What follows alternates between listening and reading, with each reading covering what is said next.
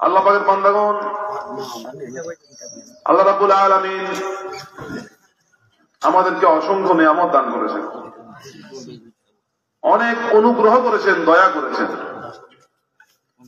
আল্লাহ পাক যে পরিমাণ নিয়ামত আমাদেরকে দিয়েছেন, আমরা যদি প্রত্যেকে আল্লাহর দেওয়া নিয়ামতের একটা হিসাব করি, গণনা করি, আমাদের হিসাবের গণনার হিসাব শেষ হয়ে যাবে, কিন্তু আল্লাহ পাকের নিয়ামত আর বাকি থাকবে। যেমন ধরেন, শতের পরে কি হাজার, হাজারের পরে লাখ, লাখের পরে কোটি, কোটির পরে মিলিয়ন, এরপরে বিলিয়ন, এরপরে ট্রিলিয়ন, যত ধরনের হিসাব আছে, হিসাব শেষ হয়ে যাবে, গণনা আর করা যাবে না, কিন্তু আল্লাহ পাকের নিয়ামত আর বাকি থাকবে। তাই আল্লাহ পাক রব্বুল আলামিন তার পবিত্র কালাম মাজিদে ঘোষণা দিয়েছেন, ওয়া ইন তাউদ্দু নি'মাতাল্লাহি লা তুহসুহা। হে আমার বান্দাগণ, হে আমার বান্দিরা, তোমরা যদি আমার নিয়ামতের গণনা করো, হিসাব করো, তোমাদের গণনার হিসাব শেষ হয়ে যাবে, হিসাব করে আমার নিয়ামত শেষ করতে পারবে না। ঠিক একই আয়াত আল্লাহ রাব্বুল আলামিন অন্য আয়াতে বলছেন, একই অংশ। একটাতে বলছেন লা তুহসুহা ইন্নাল ইনসানা লাযালুমুন কাফার। যদিও আমি আমার বান্দাদেরকে এত বেশি নিয়ামত দিয়েছি, কিন্তু বান্দারা জুলুম করে, কুফরি করে, গুনাহ করে, নিজের উপরে জুলুম করে এবং আমার নিয়ামতের অস্বীকৃতি করে, আমার নিয়ামতকে প্রত্যাখ্যান করে, অস্বীকার করে তারা কুফরি করে। আবার একই অংশ আল্লাহ রাব্বুল আলামিন অন্য আয়াতে ঘোষণা দিয়েছেন, ওয়া ইন তাউদ্দু নি'মাতাল্লাহি লা তুহসুহা ইন্নাহু হুয়াল গফুরুর রহিম। যদি তোমরা আল্লাহর নিয়ামতকে গণনা করো, তোমাদের গণনার হিসাব শেষ হয়ে যাবে, কিন্তু আল্লাহ রাব্বুল আলামিন তোমাদের উপরে দয়া করেন, তোমাদেরকে ক্ষমা করে দেন, তোমাদেরকে মায়া করেন। যদিও মানুষ জুলুম করে, আল্লাহ রাব্বুল আলামিনের সাথে কুফরি করে, এরপর আল্লাহ রাব্বুল আলামিন তাদেরকে কি করে? দয়া করেন, তাদের অনেককে ক্ষমা করে দেন আল্লাহ। যারা সালেকিন, যারা আল্লাহর পথের প্রতীক, আল্লাহর প্রেমিক বান্দা, যারা হুসদম সবরকবতান খেলাতর আঞ্জুমান ইয়াদগাস নেগাদাত বাগদাদ উকুবে জামানি উকুবে আদাতে উকুবে কলবি ফানাদর তৌহিদ ফানাফিল মাহু ফানাফিল্লাহ বাকাবিল্লাহ ফানাউল ফানা, এই সমস্ত দায়রাগুলোকে সায়ের করে, এই সমস্ত মোরাকাবায় তারা প্রতিদিন বসে, তারা শ্বাস প্রশ্বাসে আল্লাহর জিকির জারি করে দেয়। এমনকি তারা যদি ঘুমিয়ে পড়ে, নিদ্রা অবস্থায় তারা যদি থাকে, ঘুমন্ত অবস্থায় থাকে, আল্লাহ রাব্বুল আলামিন তাদের জবানের মধ্যে এত বেশি জিকির জারি করেন, ঘুমন্ত অবস্থায় তাদের জবান বন্ধ থাকলেও আল্লাহ রাব্বুল আলামিন দয়া করে, মায়া করে, তাদের উপরে অনুগ্রহ করে তাদের কাল্ব, তাদের দিলকে জারি করে দেয়। দিলের ভিতরে আল্লাহ আল্লাহ শব্দ হয়, আল্লাহ আল্লাহ জিকির হয়। এই জন্য সালেক বলেছেন, আল্লাহর একজন প্রেমিক বান্দা বলেছেন, কোন ব্যক্তি যদি নিজেকে সালেক দাবি করে, আর ওই ব্যক্তি যদি একটা নিঃশ্বাস আল্লাহর জিকির ব্যতীত ছাড়ে, তাহলে সেই ব্যক্তি আল্লাহর সাথে কুফরি করল। আল্লাহ পাকের বান্দাগণ, এই জন্য আল্লাহ রাব্বুল আলামিনের প্রেমিক বান্দা যারা, আল্লাহর জাকিরিন আশিকিন বান্দা বান্দি যারা, তারা আল্লাহকে ছাড়া কিছু বুঝে না, আল্লাহ তাদেরকে ছাড়া কিছু বুঝে না। এই জন্য আল্লাহ রাব্বুল আলামিন দুনিয়াতে মানুষকে যত ধরনের নিয়ামত দিয়েছেন, সবচেয়ে বড় নিয়ামত হচ্ছে যারা ঈমান প্রাপ্ত হয়েছে, হেদায়াত প্রাপ্ত হয়েছে। আসমানের সৌন্দর্য, পাহাড় পর্বতের সৌন্দর্য, সৃষ্টির সৌন্দর্য, পরিবেশ পরিস্থিতির সৌন্দর্য, এরপরে যত ধরনের সৌন্দর্যতা আল্লাহ রাব্বুল আলামিন দুনিয়াতে দান করেছেন, সকল সৌন্দর্য মানুষ দেখে। যত ধরনের নিয়ামত আল্লাহ রাব্বুল আলামিন দান করেছেন, হাত, পা, চোখ, কান, মানুষের রূহ, জবান, কথা বলার শক্তি, এরপরে মানুষের যত ধরনের রিজিক, সব ধরনের নিয়ামত, সব ধরনের মানুষ ভোগ করতে পারে, ইচ্ছা করলে অর্জন করতে পারে, কিন্তু ঈমান এবং হেদায়াত আল্লাহ ছাড়া আর কেউ দিতে পারে না।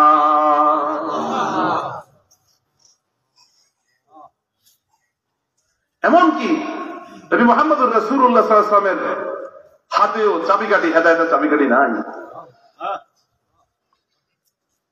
হযরতে নবী মুহাম্মদ রাসূলুল্লাহ তার চাচা আবু তালেবকে বললেন যে এ আমার চাচা, মৃত্যুর পূর্বে আপনি অন্তত আমার কানে এসে চুপি চুপি সহকার চুপি চুপি আপনি কালেমা পড়ুন, বাকি দায়িত্ব আমি নেব। এরপরেও তার জবান দিয়ে কালেমা বের হয়নি। একজন ব্যক্তি প্রশ্ন করলো, ইয়া রাসূলুল্লাহ, আবু তালেব আপনাকে এত সমর্থন দিল, আপনাকে এত মহব্বত করলো, সে আবু তালেবের মধ্যে প্রায় 3 বছর পর্যন্ত জেলখানার মধ্যে যেরকম মানুষ বন্দী থাকে, আবু তালেব রাসূল পাক সাল্লাল্লাহু আলাইহি ওয়াসাল্লামের সাথে বন্দী ছিলেন, তাহলে আবু তালেব কি পেল? আমার রাসূল মুসা সাল্লাম ইরশাদ করেছেন, ও আমার সাহাবী শুনে রাখো, আমার চাচা আমাকে ভালোবাসার কারণে জাহান্নামের খুব অল্প শাস্তি পাবে, কিন্তু সে যদি আমাকে মহব্বত না করতো, আমাকে সমর্থন না দিত, তাহলে জাহান্নামের একদম নিম্ন স্তরে চলে যেত। শুধু হেদায়েত পায়নি, হেদায়েত পেলে তিনি জাহান্নাম থেকে মুক্তি পেতেন। আল্লাহ পাকের বান্দাগণ, তাহলে হেদায়েত হচ্ছে আল্লাহর পক্ষ থেকে। কার পক্ষ থেকে? হযরত জুন্নুন মিসরি রাহমাতুল্লাহ আলাইহি যখন জিজ্ঞাসা করা হলো, হুজুর ঈমান কি কুফর কি, কুফর কি আর ঈমান কি, তখন তিনি বললেন দুটোই আল্লাহর পক্ষ থেকে হয়। দুটোই কার পক্ষ থেকে হয়? আল্লাহর পক্ষ থেকে হয়। মান ইয়াহদিয়াল্লাহু ফালা মুদিল্লা লাহু ওয়া মান ইউদ্লিলহু ফালা হাদিয়া লাহু। যাদেরকে আল্লাহ রাব্বুল আলামিন হেদায়েত দিয়েছেন, সুপথ প্রাপ্ত করেছেন, আল্লাহর পথের সন্ধান দিয়েছেন, তাদেরকে গোমরাহি করার, পথ ভ্রষ্ট করার, পথ থেকে বিচ্যুত করার, পথ থেকে পৃথক করার কেউ নাই। আর আল্লাহ যাকে হেদায়েত দেননি, আল্লাহর পাকের সেই সুপথের সন্ধান দেননি, হেদায়েতের সন্ধান দেননি, দুনিয়ার কেউ তাকে হেদায়েত দিতে পারবে না। আমরা যারা হেদায়েত প্রাপ্ত হয়েছি আল্লাহর রহমতে, আমরা কি হেদায়েত প্রাপ্ত। তাহলে দেখেন, কুফর এবং ঈমান দুটো আল্লাহর পক্ষ থেকে হয়। যারা ঈমানদার তাদেরকে বলা হয়েছে জীবিত, জিন্দা। আর যারা কুফরি কাফের, কুফরি করে যারা কাফের হয়েছে, তারা হচ্ছে কি মুর্দা। তাহলে দেখেন, জিন্দা এবং মুর্দা, জিন্দা এবং মুর্দার সাথে উদাহরণ দেওয়া হয়েছে, এক্সাম্পল দেওয়া হয়েছে। যারা ঈমানদার তাদেরকে বলা হয়েছে জীবিত, আর যারা বেঈমান তারা হচ্ছে কি মৃত। এখন আল্লাহ রাব্বুল আলামিন পবিত্র কোরআনে ঘোষণা দিয়েছেন, ইউহয়ী ওয়া ইউমীতু। আল্লাহ রাব্বুল আলামিন জীবন দান করেন, আবার আল্লাহ মৃত্যু দান করেন। তার অর্থ হলো, আল্লাহ রাব্বুল আলামিন যদি কাউকে পছন্দ করেন, তাকে হেদায়েত দান করেন, ঈমান দান করেন। আর যাকে অপছন্দ করেন, তাকে আল্লাহ রাব্বুল আলামিন ঈমান দান করেন না। আল্লাহ রাব্বুল আলামিন হযরত সাইয়েদনা ওমর ফারুক রাদিয়াল্লাহু তাআলা আনহুকে পছন্দ করেছেন, তাকে হেদায়েত দিয়েছেন। কিন্তু আবু জেহেল, আবু লাহাব, উতবা সাহেবকে পছন্দ করেননি, তাদেরকে হেদায়েত দেননি। তাই আমরা যারা হেদায়েত প্রাপ্ত হয়েছি, আমরা যেন মৃত্যুর পূর্ব পর্যন্ত ঈমান নিয়ে থাকতে পারি। আমিন। আল্লাহ পাকের বান্দাগণ, আল্লাহ রাব্বুল আলামিন কি পরিমাণ নিয়ামত আমাদেরকে দিয়েছে। সূরা নাবার ভিতরে আল্লাহ রাব্বুল আলামিন ঘোষণা দিয়েছেন, আলাম নাজআলিল আরদা মিহাদা ওয়াল জিবালা আওতাদা ওয়া খালাকনাকুম আজওয়াজা ওয়া জাআলনা নাওমাকুম সুবাতা ওয়া জাআলনাল লাইলা লিবাসা ওয়া জাআলনান নাহারা মাশা ওয়া বানাইনা ফাওকাকুম সাবআন শিদাদা ওয়া জাআলনা সিরাজাও ওয়া হাজা ওয়া আনজালনা মিনাল মুসিরাতি মাআন সাজ্জাজা লিনুখরিজা বিহি হাব্বান ওয়া নাবাতা ওয়া জান্নাতিন আলফাফা। সবগুলো আল্লাহর নিয়ামতের কথা আল্লাহ এখানে বর্ণনা করেছেন। তিনি কি তোমাদের জন্য জমিনকে বিছানা বানিয়ে দেননি এবং পাহাড়গুলোকে খিলকে বানিয়ে দেননি? কারণ এই পৃথিবী কি হতো, এভাবে দুলতো, এভাবে খেলাধুলা করত। আল্লাহ রাব্বুল আলামিন তার বান্দারা এই জমিনের মধ্যে বসবাস করবে। এই বান্দারা সাজিদিন, বান্দা যারা সিজদা করবে, রাকিন যারা রুকু করবে, জাকিরিন যারা জিকির করবে, এই জিকির করার জন্য, সঠিকভাবে সুন্দরভাবে জীবন যাপন করার জন্য আল্লাহ রাব্বুল আলামিন এই দুদুল্যমান দুনিয়াটাকে, পৃথিবীটিকে, জমিনটাকে, পাহাড়গুলো খিলকর মতো বসিয়ে সারা দুনিয়াকে স্তব্ধ করে দিলেন, স্থিরতা এনে দিলেন। শুধু বান্দারা যেন সুন্দরভাবে বসবাস করতে পারে, বান্দারা যেন আল্লাহর ইবাদত বন্দেগী করতে পারে।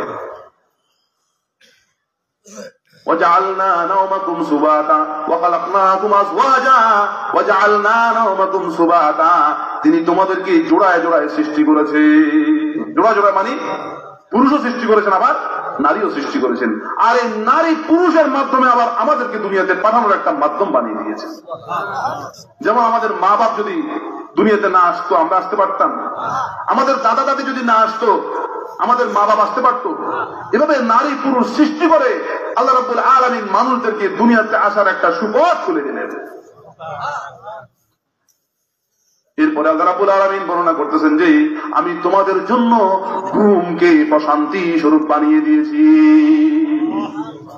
যাদের একটা রাত ঘুম হয় না, দুটো রাত ঘুম হয় না, তিনটা রাত ঘুম হয় না, দিনেও ঘুম হয় না, রাতেও ঘুম হয় না, শেষ পর্যন্ত ঘুমের ট্যাবলেট খেতে হয়, ডাক্তার কাছে গিয়ে ওই ব্যক্তির ট্রিটমেন্ট করাতে হয়।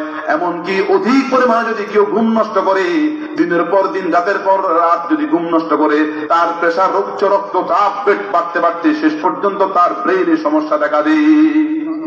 এই জন্য আল্লাহ রাব্বুল আলামিন বান্দারা যেন স্থিরতা নিয়ে, বান্দারা যেন স্থিরভাবে এই দুনিয়াতে বসবাস করতে পারে, শান্তি পায়, প্রশান্তি নিয়ে যেন আল্লাহ রাব্বুল আলামিনের ইবাদত করে, এই কারণে আল্লাহ রাব্বুল আলামিন আমাদের জন্য ঘুমকে প্রশান্তি বানিয়ে দিয়েছে। ওয়াজআলনা নাওমাকুম সুবাতা ওয়াজআলনাল লাইলা লিবাসা, এবং তোমাদের জন্য রাতকে পোশাক হিসাবে আচ্ছাদিত করে দিয়েছেন। মানুষ যেরকম পোশাক পরে, নিজের পোশাক পরিধান করে নিজের শরীরটাকে ঢেকে ফেলে, ঠিক তদ্রূপ আল্লাহ রাব্বুল আলামিন এই দুনিয়ার মধ্যে রাতকে নাজিল করে আমাদের উপরে একটা লেবাস, একটা পোশাক আচ্ছাদিত করে দিয়ে দেন।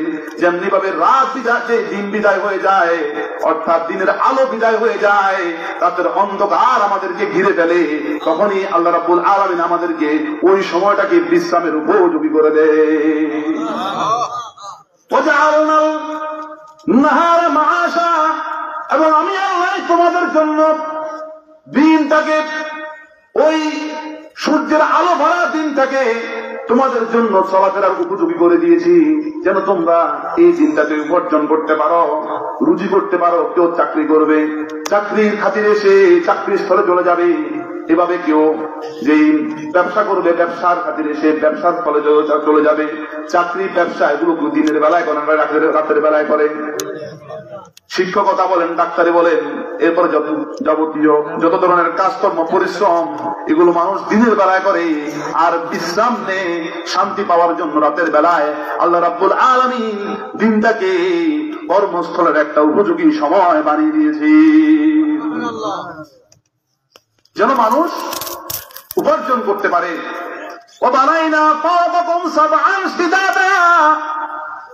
এবং আমি আল্লাহ তোমাদের জন্য তোমাদের মাথার উপরে বিনা খুঁটিতে খুব মজবুত করে 7 আসমান সাজিয়ে দিয়েছি। আল্লাহ পাকের বান্দাগণ, আজকে খুঁটি সহ মানুষ বিল্ডিং তৈরি করে, ভূমিকম্প ছাড়াও ওই বিল্ডিং এর যখন টেম্পার চলে যায় সেটা তছনছ হয়ে যায়, ভেঙে যায় নাকি থাকে। এরপরে তুরস্কে যে ভূমিকম্প হয়েছে, অনেকগুলো বিল্ডিং চূর্ণ বিচূর্ণ হয়ে গেছে, মেসমার হয়ে গিয়েছে, কিন্তু আল্লাহ রাব্বুল আলামিন খুঁটিবিহীন আসমানকে আমাদের মাথার উপরে আল্লাহর হুকুমে, আল্লাহর কুদরতিতে ধারণ করে আছে। এত কিছু হয় দুনিয়াতে, দুনিয়া এত ভূমিকম্প হয়, এত ঝড় হয়, তুফান হয়, কিন্তু খুঁটিবিহীন আসমান এ পর্যন্ত মানুষের মাথার উপরে পড়েনি। কারণ আল্লাহ রাব্বুল আলামিনের হুকুমে এই আসমান দাঁড়িয়ে আছে। আল্লাহ পাকের বান্দাগণ, ওয়াজআলনা সিরাজাও ওয়াহাজা, এই আসমানটাতে আল্লাহ রাব্বুল আলামিন এমন একটা আলোকময় সূর্য ফিট করে রেখেছেন, যে সূর্যের তাপে সকল ফলগুলো নরম হয়ে যায়, আর চন্দ্রের স্নিগ্ধ আলোয় সকল ফলমূলের ভিতরে আল্লাহ রাব্বুল আলামিন মিষ্টতা এবং স্বাদ দান করে। তাহলে কি পরিমাণ নিয়ামত আল্লাহ রাব্বুল আলামিন আমাদেরকে দান করেছেন।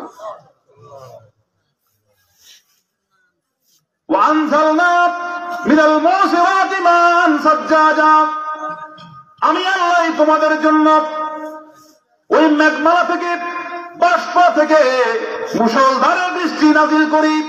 লিনুখরিজা বিহি হাব্বান ওয়া নাবাতা ওয়া জান্নাতিন আলফাফা, যেন এই বৃষ্টির মাধ্যমে তোমাদের রিজিকের জন্য আর উদ্ভিদ পয়দা হয়ে যায়। দুনিয়াতে উদ্ভিদ উদ্ভিদ জন্মায়, আর সেই উদ্ভিদের পাশাপাশি বিভিন্ন ধরনের ফল ফলাদির গাছও যেন জন্মায়, যেন তোমরা সেখান থেকে ভক্ষণ করতে পারো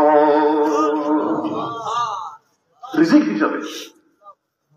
আমি একবার বাবা হুজুর রহমতুল্লাহ জিজ্ঞেস করলাম, রুই মাছ, কাতল মাছ, তেলাপিয়া মাছ এগুলো তো মানুষ পুকুরের মধ্যে ছাড়ে, গ্রাস কাপ বাচ্চাগুলো কি ছাড়ে না? কিন্তু পুঁটি মাছ, কই মাছ, বাইং মাছ, বেতরঙ্গি মাছ, বেতরঙ্গি মাছ চিনেন আপনারা?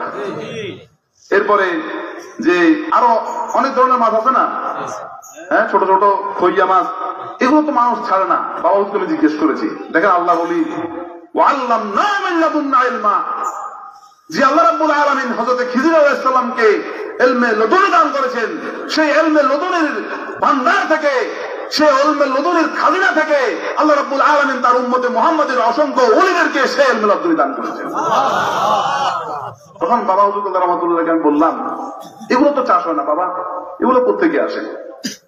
বাবা হুজুর রহমাতুল্লাহ আমাকে উত্তর দিলেন, আল্লাহ রাব্বুল আলামিন অসংখ্য মাছের বীজ ছোট ছোট রেণু আকারে মাটির মধ্যে গোপন রেখেছেন। যখন আসমানের নিচ থেকে মুষলধারে স্বচ্ছ পানি জমিনে নাজিল হয়, জমিনে পতিত হয়, ওই জমিনের বৃষ্টি, আসমানের বৃষ্টির মাধ্যমে আল্লাহ রাব্বুল আলামিনের স্বচ্ছ পানিগুলো যখন মাটির সাথে মিশে যায়, তখন ওই রেণুগুলো উজ্জীবিত হয়ে ওঠে, সেখান থেকে মাছ পয়দা হয়, যেগুলো তোমার জন্য, আমার জন্য, বিভিন্ন পশু পাখির জন্য, বিভিন্ন ধরনের জলজ, এরপরে যে সাপ, কচ্ছপ, আরো অন্যান্য প্রাণী আছে না, যেগুলো মাছ খায়, মাছ খেয়ে জীবন যাপন করে, তাদের জন্য রিজিক হিসেবে আল্লাহ পয়দা করে দেয়। আল্লাহর ওলির এই জবাব শুনে আমি আশ্চর্য হয়ে গেলাম। আল্লাহ রাব্বুল আলামিন আল্লাহর ওলিদের জবান থেকে আল্লাহর কথাগুলাই বের করে, বাস্তব কথাগুলো, সত্য কথাগুলো বের করে। আল্লাহ পাকের বান্দাগণ, এভাবে আল্লাহ রাব্বুল আলামিন সন্নিবেশিত অনেক ধরনের বাগান আমাদেরকে উপহার দিয়েছেন। এই আসমানের নিচ থেকে, ওই মেঘমালা থেকে বৃষ্টি নাজিল করে, তাহলে সে আল্লাহ রাব্বুল আলামিনের ইবাদত বন্দী করার দরকার আছে কি নাই? এজন্য আল্লাহ রাব্বুল আলামিন ঘোষণা দিয়েছেন, লা ইন শাকারতুম লা আযীদান্নাকুম ওয়া লা ইন কাফারতুম ইন্না আযাবী লাশাদীদ। যদি তোমরা আমার নিয়ামতের কৃতজ্ঞতা প্রকাশ করো, আমার নিয়ামতের শুকর করো, তাহলে আমি আল্লাহ তোমাদের জন্য আমার নিয়ামত রাশিকে, আমার অনুগ্রহগুলোকে আরো বৃদ্ধি করে দেব। আর যদি কুফরি করো, তাহলে শুনে রাখো, জেনে রাখো, আমার শাস্তি বড়ই কঠিন। সাধারণত আলহামদুলিল্লাহর মাধ্যমে আমরা নিয়ামতের শুকর আদায় করি। কিসের মাধ্যমে? লা সালাতা ইল্লা বিফাতিহাতিল কিতাব। এমন কোন নামাজ নাই যে নামাজের মধ্যে সূরা ফাতিহা নাই। আলহামদুলিল্লাহ রাব্বিল আলামিন বলে আমরা কি করি? নামাজের মধ্যে সূরা ফাতিহা তেলাওয়াত করি। যারা বেশি বেশি নামাজ পড়বে, ফরজ নামাজের পাশাপাশি সালাতুল আওয়াবিন, মাগরিবের নামাজের পরে 6 রাকাত সালাতুল আওয়াবিন, ফজরের নামাজের পরে 4 রাকাত সালাতুল ইশরাক, দুহার নামাজ আদায় করবে, সালাতুত তাহাজ্জুদ নামাজ আদায় করবে গভীর রাতে, সালাতুল জাওয়াল নামাজ আদায় করবে, সালাতুত তাসবিহ নামাজ আদায় করবে। 5 ওয়াক্ত নামাজের পাশাপাশি যখন তারা নফল ইবাদত করবে, নফল নামাজ পড়বে, তাদের সূরা ফাতিহার তেলাওয়াত বৃদ্ধি পাবে। যত বেশি নফল নামাজ আদায় করা হবে, তত বেশি সূরা ফাতিহা আদায় করা হবে। যত বেশি সূরা ফাতিহা আদায় করা হবে, তত বেশি আল্লাহর শুকরানা আদায় করা হবে। যত বেশি আল্লাহর শুকরানা আদায় করা হবে, তত বেশি আল্লাহ রাব্বুল আলামিন বান্দাকে এত বেশি নিয়ামত দান করবেন। সবচেয়ে বড় নিয়ামত হচ্ছে আল্লাহর নৈকট্যতা। আল্লাহ রাব্বুল আলামিন ওই নফল ইবাদতকারী বান্দা এবং বান্দিদেরকে আল্লাহর বেলায়াত, আল্লাহর নৈকট্যতা দান করবে। দুনিয়াতে আল্লাহর নৈকট্যতা, আল্লাহর বেলায়াত দান করবেন, সান্নিধ্যে যাওয়ার তৌফিক নসিব করে দেবেন। আর কিয়ামতের ময়দানে ওই নামাজি ব্যক্তিদেরকে, আল্লাহর প্রেমিক বান্দা বান্দিদেরকে আল্লাহ রাব্বুল আলামিন জান্নাতে প্রবেশ করার অনুমতি দিবেন, জান্নাতে প্রবেশ করার ইজাজত দিবেন। ইজাজত অনুমতি পেয়ে তারা যখন জান্নাতে প্রবেশ করবে, সেখানে দেখবে তারা শুধু নিয়ামত আর নিয়ামত। ওয়া ইন্নাল আবরারা লাফি নাঈম ওয়া ইন্নাল ফুজ্জারা, ইন্নাল আবরারা লাফি নাঈম ওয়া ইন্নাল ফুজ্জারা লাফি জাহিম। যারা নেককার হবে, সৎ কর্মশীল বান্দা বান্দি হবে, যারা আল্লাহকে মান্যকারী হবে, আল্লাহর ইবাদতকারী হবে, আল্লাহর বন্দেগীকারী হবে, আল্লাহর বান্দা হবে, নামাজি হবে, রোজাদার হবে, হাজি হবে, যাকাত দানকারী হবে, এরপরে নফল ইবাদতকারী হবে, আল্লাহ রাব্বুল আলামিন তাদেরকে এমন একটা জান্নাতে প্রবেশ করাবেন যে জান্নাতটা সম্পূর্ণভাবে পরিপূর্ণভাবে পরিপূর্ণভাবে জান্নাতের মধ্যে নেয়ামতে ভরপুর থাকবে। আল্লাহ পাকের বান্দাগণ, দুনিয়াতে যারা আল্লাহর ইচ্ছা অনুযায়ী জীবন যাপন করবে, কিয়ামতের ময়দানে আল্লাহ রাব্বুল আলামিন তাদেরকে জান্নাতে প্রবেশ করার অনুমতি দিয়ে সেখানে বলবেন যে তুমি তোমার ইচ্ছে মতো চলাফেরা করো, জান্নাতে আর কোনো তোমার জন্য বাধা নাই, তোমার জন্য আর কোনো বিপত্তি নাই, কোনো আপত্তি নাই, কারণ তুমি দুনিয়াতে আমার ইচ্ছে মতো চলেছিলে, আমার নিজের ইচ্ছে মতো তুমি জীবন যাপন করনি, আমার ইচ্ছে মতো জীবন যাপন করেছিলে, আমার হুকুমগুলো পালন করেছিলে, আমার জন্য রুকু করেছিলে, সিজদা করেছিলে, আমার জন্য জিকির করেছিলে, আমার মায়ায় পড়ে আমার ভয়ে পড়ে তুমি কান্নাকাটি করেছিলে। আজকে দুনিয়া থেকে অনেক কষ্ট করে অনেক ক্লেশ সাধনা করে তুমি এসেছো বান্দারে, আজকে এই মুহূর্তে তোমার জন্য আর কোনো কষ্ট ক্লেশ নাই, জান্নাতে প্রবেশ করো আর ইচ্ছা মতো তুমি সেখানে জীবন যাপন করো, সেখানে তুমি পূর্বের মানুষের সাথে চলাফেরা করো, সেখানে তোমার ইচ্ছা মতো তুমি রিজিক ভক্ষণ করো, এখানে তোমাকে আর কেউ বাধা দেবে না। তাহলে দুনিয়াতে কি আমরা ইচ্ছে মতো চলতে পারবো? নিজের ইচ্ছে মতো? কার ইচ্ছে মতো চলবো? আল্লাহর ইচ্ছে মতো। ওয়াইনাল ফুজ্জারা লাফি জাহিম, যারা আল্লাহকে মানে না, আল্লাহকে বিশ্বাস করে না, আল্লাহর প্রতি যাদের ঈমান নাই, আল্লাহর আনুগত্য যাদের মধ্যে নাই, আল্লাহর মহব্বত ভয় যাদের মধ্যে নাই, তাদেরকে আল্লাহ রাব্বুল আলামিন এমন একটা স্থানে নিক্ষেপ করবেন ফেরেশতাদের মাধ্যমে, সেই স্থানটা হচ্ছে জ্বলন্ত আগুনের শিখায় ভরপুর, সেখানে শুধু শাস্তি আর শাস্তি। তাই আমরা যারা ঈমান প্রাপ্ত হয়েছি, আল্লাহ পাকের পক্ষ থেকে যারা আমরা হেদায়েত প্রাপ্ত হয়েছি, তারা আল্লাহ পাকের পক্ষ থেকে অনেক বড় নিয়ামতের অধিকারী হয়েছে। এজন্য আল্লাহর কাছে আমরা বেশি বেশি দোয়া করতে হবে, প্রার্থনা করতে হবে, কারণ হেদায়েত এমন একটা বিষয়, এমন একটা দৌলত, এমন একটা সম্পদ, যাকে আল্লাহ রাব্বুল আলামিন পছন্দ করেন, আল্লাহ খুশি হয়ে তাকে হেদায়েত দান করেন। মাকতুবাতে সাদি একটা কিতাব রয়েছে, আল্লামা ইয়াহইয়া মানি রহমাতুল্লাহ লিখেছেন, সেখানে তিনি একটা ঘটনা উল্লেখ করেছেন। লাইলাতুল কদরের রাত্রে আল্লাহ রাব্বুল আলামিন হযরত জিবরাইল আলাইহিস সালামকে দুনিয়ার অবস্থা দেখার জন্য পাঠিয়েছেন। জিবরাইল আলাইহিস সালাম যখন দুনিয়ার অবস্থা দেখার জন্য আসলেন, তখন তিনি দেখলেন সব মানুষ লাইলাতুল কদরে ঘুমিয়ে আছে, শুধু একটা মাত্র বৃদ্ধ লোক যে মন্দিরের মধ্যে প্রবেশ করে সে মূর্তির সামনে মাথা নত করে মূর্তিকে সিজদা করে কান্নাকাটি করছে। জিবরাইল আলাইহিস সালাম দেখে খুব কষ্ট পেলেন, তার উপরে খুব রাগ করলেন। এরপরে জিবরাইল আলাইহিস সালামকে আল্লাহ বললেন, কি দেখলে?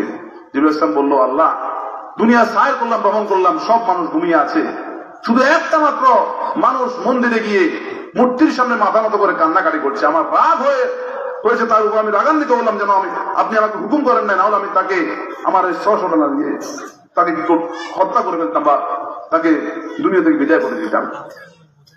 পরের বছর আবার যখন লাইলাতুল কদর আসলো, আল্লাহ রাব্বুল আলামিন আবার পাঠালেন জিবরাইল আলাইহিস সালামকে। জিবরাইল আলাইহিস সালাম দুনিয়াদারি ছায় করে দেখলেন একটা বৃদ্ধ লোক, সবাই ঘুমিয়ে আছে, একটা বৃদ্ধ লোক মসজিদের মধ্যে প্রবেশ করে সেখানে আল্লাহ রাব্বুল আলামিনের দরবারে কান্নাকাটি করছে, সিজদায় রত আছে। তখন আল্লাহ রাব্বুল আলামিন বললেন, জিবরাইল, কি দেখলেন? জিবরাইল আলাইহিস সালাম বললেন, দুনিয়াতে সবাই ঘুমিয়ে আছে আল্লাহ, একটা মানুষ আমার খুব মায়া হলো, সে মসজিদের মধ্যে সিজদায় পড়ে পড়ে কান্না করছে, আপনার কাছে প্রার্থনা করছে। আমার আল্লাহ বলেন, জিবরাইল, তুমি কি চিনতে পেরেছো লোকটাকে? জিবরাইল আলাইহিস সালাম বলল, না না ইয়া রাব্বুল আলামিন, চিনতে পারেনি। আমার আল্লাহ উত্তর দিল, জিবরাইল শোনো, গত বছর লাইলাতুল কদরে যে লোকটাকে, যে বৃদ্ধটাকে তুমি ওই মন্দিরের মধ্যে এসে মূর্তির সামনে পেয়েছ, আর এই বছর ওই লোকটাকেই তুমি মসজিদের মধ্যে আমার ইবাদতে রত পেয়েছ। আমি আল্লাহ তাকে হেদায়েত দিয়েছি। হেদায়েতের মালিক কে? আরেকটা ঘটনা তিনি উল্লেখ করেছেন, এক জায়গার মধ্যে একজন মুশরিক ছিল, সে যে হিন্দুরা আপনার গলার মধ্যে কিছু কাঠের পয়তা পরে না, ওই পোতাগুলো সে খুলে ময়লা হয়ে গিয়ে সেগুলো যে আস্তে আস্তে নদীর পাড়ে পানিতে আস্তে আস্তে দৌড় করছে। হঠাৎ করে তার উপর একটা গাড়ি আওয়াজ হলো, এই তুমি তোমার মাকে তালাশ করো। ওই ব্যক্তির আওয়াজ শুনে সোজা পাহাড়ের চূড়ার মধ্যে গিয়ে অনেক বড় একটা জঙ্গলে প্রবেশ করলো। সেখানে দেখলো 6 জন ব্যক্তি সাদা পোশাক পরিধান করে দাঁড়িয়ে আছে এবং বলল, আসেন আসেন, আপনি তাড়াতাড়ি আসেন, আমরা আপনার জন্য অপেক্ষা করছি। এই ব্যক্তিটা আমাদের সর্দার ছিল। এই সামনে একটা লাশ, মুর্দা ব্যক্তি বলছে, এই মুর্দা, এই লাশটা আমাদের সর্দার ছিল, তিনি আমাদেরকে ওসিয়ত করে গিয়েছেন যে আমার মৃত্যুর পরে একজন ব্যক্তি এদিক থেকে আসবে, তিনি হবে তোমাদের সর্দার এবং তোমরা হচ্ছে কুতুব, তিনি হবে কুতুবুল আকতাব। তোমরা তার হার হাতে বয়াত গ্রহণ করবে এবং তাকে দিয়ে আমার জানাজা পড়াবে। ওই ব্যক্তিকে যখন বলল, ওই ব্যক্তি তাড়াতাড়ি করে ওই মরা লাশের জানাজা পড়লো, যিনি কুতুবুল আকতাব, কুতুবদের সর্দার ছিলেন, আর তিনি হলেন সেই মুশরিক, হলেন এই 6 জনের মধ্যে শ্রেষ্ঠ, অর্থাৎ 7 জন, তিনি হচ্ছেন কুতুব, তিনি হচ্ছেন সর্দার।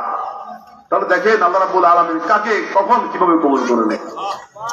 হযরত আব্দুল্লাহ তশতরি রহমাতুল্লাহ আলাইহি, যিনি বলেছেন আল্লাহ রাব্বুল আলামিন ওই রূহ জগতে আলম আরওয়ার মধ্যে যে আলাস্তু বিরাব্বিকুম বলেছে, আমি বালা বলেছি, আল্লাহর কথাটা আমার স্মরণ আছে, আর আমি যে বালা বলে আল্লাহ রাব্বুল আলামিনকে নিজের প্রভু হিসেবে স্বীকৃতি দিয়েছি, সে কথাও আমার স্মরণ আছে।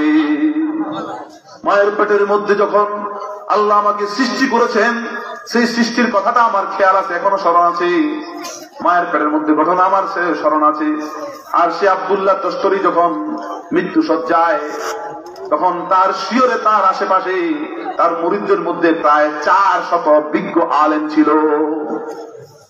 400 বিজ্ঞ আলেমের মধ্যে সরা পরামর্শ হলো, আরে এত বড় দরজার অলি দুনিয়া থেকে বিদায় হয়ে যাচ্ছেন, এই তরিকতের শাসনভার তিনি কাকে দিবেন? আমরা সবাই তাকে জিজ্ঞেস করি, হুজুর আপনার তো অন্তিম সময় এসেছে, মুমূর্ষ অবস্থা দেখা দিয়েছে, আপনি মুহূর্তের ভিতরে দুনিয়া থেকে বিদায় নেবেন, আপনি ইন্তেকাল করবেন, আপনার এই তরিকতের শাসনভার আপনি কার হাতে ন্যস্ত করবেন? আমরা তো 400 বিজ্ঞ আলেম এখানে রয়েছি।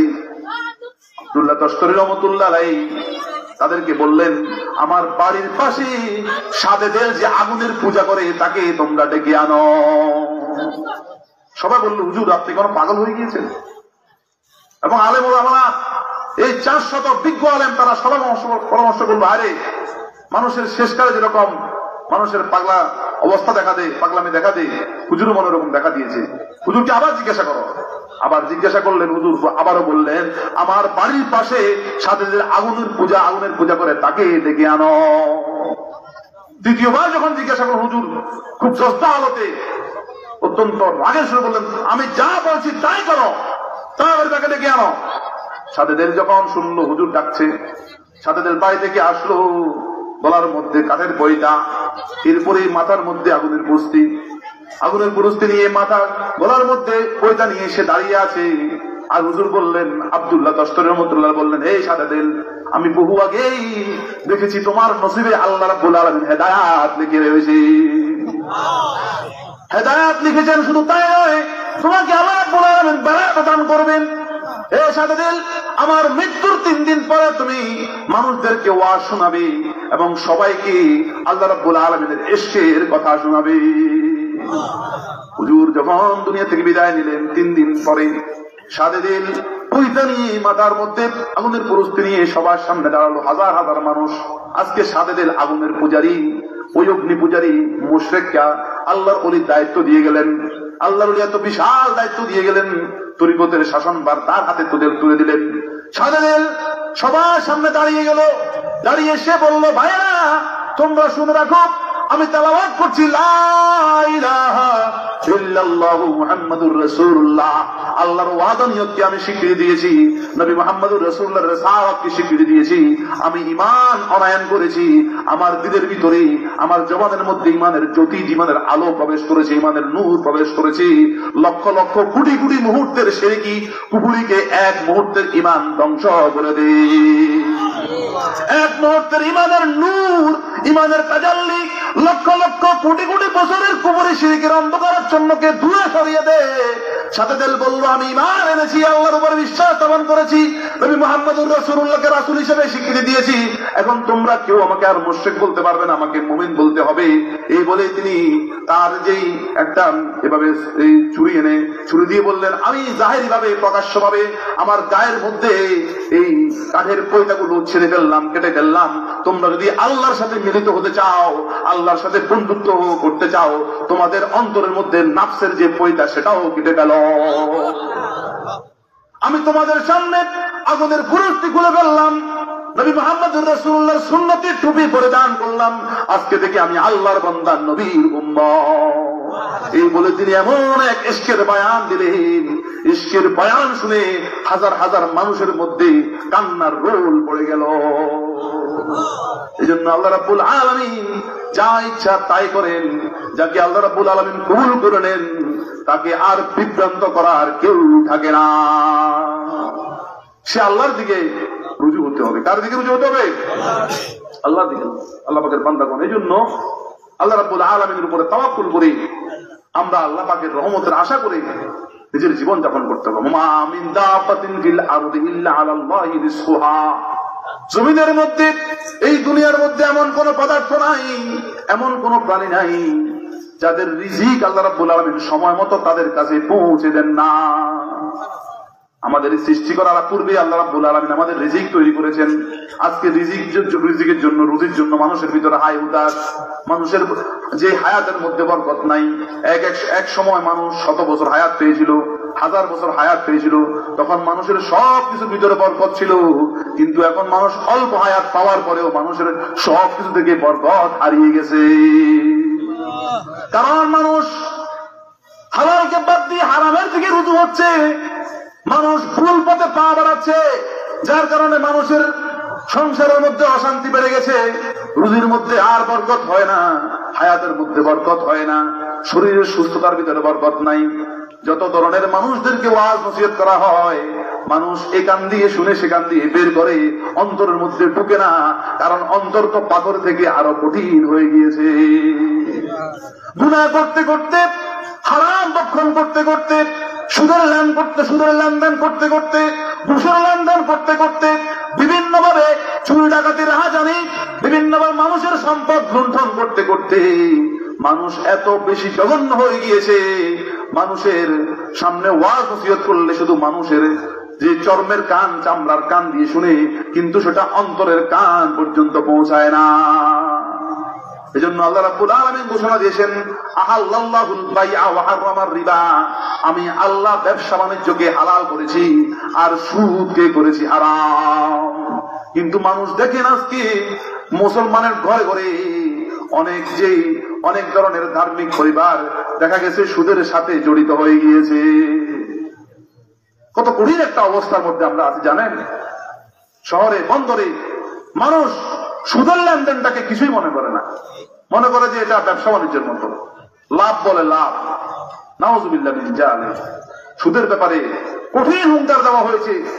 আল্লাহ রাব্বুল আলামিন এমন ভাবে বান্দাকে হুঁশিয়ার সংকেত দিয়েছেন যে এই সুদের লেনদেন করে যদি বান্দা জীবন যাপন করে, তাহলে সে যত ধরনের ইবাদত বন্দেগী করুক না কেন আল্লাহ রাব্বুল আলামিনের দরবারে পৌঁছবে না। আল্লাহুল বাইআ, আল্লাহ রাব্বুল আলামিন নিজে ব্যবসা বাণিজ্য পছন্দ করেছেন, এজন্য তার নবী রাসূলরাও ব্যবসা বাণিজ্য করেছেন। সুতরাং আমরা যদি অল্প পুঁজি হলেও সেটাতে ব্যবসা বাণিজ্য লাগাই, ব্যবসা বাণিজ্য করি, আল্লাহ রাব্বুল আলামিন এই ব্যবসা বাণিজ্যের মধ্যে দেখবেন যে আপনার এই ব্যবসা বাণিজ্যের মধ্যে আল্লাহ বরকত দিয়ে আপনার রিজিকের প্রাচুর্য দান করবেন। কিন্তু দুঃখের বিষয় হচ্ছে আজকে মানুষ ব্যবসা বাণিজ্য করতে চায় না, পরিশ্রম করতে চায় না, আল্লাহর উপরে তাওয়াক্কুল করতে চায় না, কিন্তু টাকার বদলে টাকা দিয়ে বিভিন্নভাবে মানুষদেরকে ঠকিয়ে, মানুষের ধোঁকাবাজি করে, আত্মসাৎ করে, সুদের লেনদেন করে, মানুষের পরিবারের মধ্যে হারামের লেনদেন কি করতে প্রবেশ করতেছে। তাই আমরা যারা মুসলমান আছি অন্তত আল্লাহকে ভয় করে চলবো, আমরা যেন হালাল রিজিক ভক্ষণ করতে পারি এবং হারাম থেকে আমরা দূরে থাকতে পারি। আমিন। আল্লাহ পাক আমাদের সকলকে বুঝানো করার তৌফিক নসিব করুন। আমিন। সাল্লাল্লাহু মুহাম্মাদ সাল্লাল্লাহু আলাইহি ওয়াসাল্লাম, সাল্লাল্লাহু আলা মুহাম্মাদ সাল্লাল্লাহু আলাইহি ওয়াসাল্লাম। নামাজ পড়তে হবে একাগ্র চিত্তে। নামাজ কিভাবে পড়তে হবে? একাগ্র চিত্তে। আল্লাহ পাকের বান্দাগণ, হযরত ইব্রাহিম বিন আদম রাহমাতুল্লাহ আলাইহি তিনি কত বিশাল শান শওকতের অধিকারী ছিলেন। দুনিয়ার অনেক ধরনের খেয়াল, অনেক ধরনের অভাব অনটন পেরেশানির কথা নামাজের মধ্যে চলে আসে কি আর? ইব্রাহিম বিন আদম রাহমাতুল্লাহ আলাইহি দেখেছেন একজন গরিব মানুষ একটা জায়গার মধ্যে একটা মাত্র রুটি ভক্ষণ করে সেখানে আবার ঘুমিয়ে পড়ল। তিনি এটা খেয়াল করলেন, তার সহযোগীকে বললেন, দেখো এই লোকটা যে ঘুম থেকে উঠলে আমার কাছে পাঠিয়ে দিও। তখন ওই কথাটাকে ওই লোকটাকে পাঠালো। ওই লোকটা গেল ঘুম থেকে উঠার পরে রাজার কাছে, বাদশার কাছে। বাদশা বললেন, দেখো তুমি কি ক্ষুধার্ত অবস্থায় শুধু একটা মাত্র রুটি খেয়েছো নাকি তুমি আরো আগে অন্য কিছু খেয়েছো? সে বলল যে না, আমি ক্ষুধার্ত অবস্থায় আমি একটা রুটি ভক্ষণ করি, অর্থাৎ আমার সারাদিনের খাবার হচ্ছে একটা রুটি, আর আমি এই স্থানে বসবাস করি, এই স্থানে আমি আরামসে ঘুমাই। তখন বাদশা বলল, হায় রে, এই ব্যক্তি যদি একটা মাত্র রুটিতে সন্তুষ্ট থাকতে পারে আর সামান্য একটু জায়গার মধ্যে সে ঘুমিয়ে পড়ে, সে শান্তি মতো আরাম করে সে ঘুমাতে পারে, তাহলে আমি ইব্রাহিম বিন আদম এত বিশাল শান শওকতের দরকার কি? আমিও তো তার পথ অবলম্বন করার দরকার। তিনি রাজ দরবার এভাবে আস্তে আস্তে সেগুলো থেকে তার মনকে ফিরিয়ে দিলেন। তিনিও সেই ফকিরি লাইনকে আল্লাহ রাব্বুল আলামিনের জন্য তার রাজত্বকে তিনি ছেড়ে দিয়ে আল্লাহর দিকে ধাবিত হয়ে গেলেন। আল্লাহ পাকের বান্দাগণ এভাবে আল্লাহ প্রেমিক বান্দারা এই দুনিয়াটাকে কিছুই মনে করেন নেই, বরং দুনিয়ার ফিতনাটাকে তারা ভয় পেয়েছেন, আতঙ্কে থাকতেন সবসময়, হায় রে দুনিয়ার কোন ফিতনার মধ্যে কোন ধরনের বিশৃঙ্খলার ভিতরে আমি পড়ে যাই, আমার আখিরাত ধ্বংস হয়ে যায়, আমার আল্লাহ থেকে দূরত্ব নষ্ট হয়ে যায়, এই ভয়ে তারা দুনিয়াতে অনেক কিছুই গ্রহণ করেননি। কিন্তু আল্লাহ রাব্বুল আলামিন তাদেরকে অনেক কিছুই দান করেছেন, যেটার শান মান মর্যাদা লক্ষ লক্ষ কোটি কোটি অগণিত মানুষ কিয়ামতের ময়দানে তাদের অবস্থা দেখবে। দুনিয়াতে তারা অনেক অসহায়ের মতো অনেক গর্বী হালতে তারা হয়তো চলাফেরা করেছে, অনেক কিছুকে তারা গ্রহণ করেনি, অনেকের উপরে জুলুম করেনি। এরপরে তাদের যে জীবনযাপন ছিল মধ্যপন্থা অবলম্বনের মতো, তারা দুনিয়াতে অনেক সাদাসিধে জীবনযাপন করেছে, আল্লাহ রাব্বুল আলামিনের হুকুমগুলো পালন করেছে। কিন্তু কিয়ামতের ময়দানে আল্লাহ রাব্বুল আলামিন তাদের শান মান মর্যাদা এত বেশি বৃদ্ধি করে দেবেন, মানুষ দেখে আশ্চর্য হয়ে যাবে, বলবো যে হ্যাঁ এটাতে সাধারণ মানুষ মনে করেছিলাম, কিন্তু আল্লাহ রাব্বুল আলামিন তাকে এত বড় সম্মানিত করেছে। আল্লাহ পাক আমাদের সকলকে কবুল করুন, আমিন। সবাই